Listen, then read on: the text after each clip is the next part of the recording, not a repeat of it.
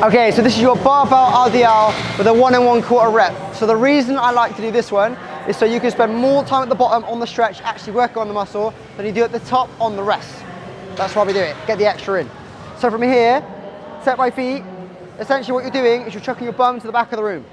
If you already know how to do an RDL, if you struggle with that, check that video first, if you can, in the right place.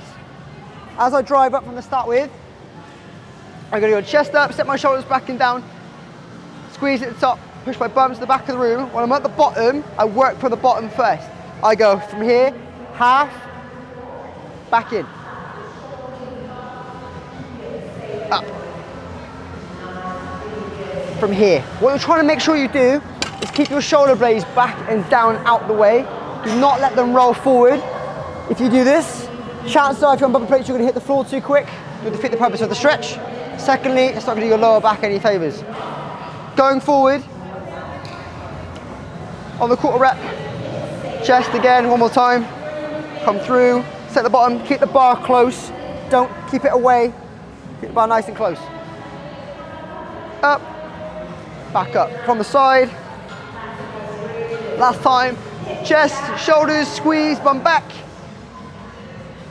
bum in. Do not pull from your back. There you go.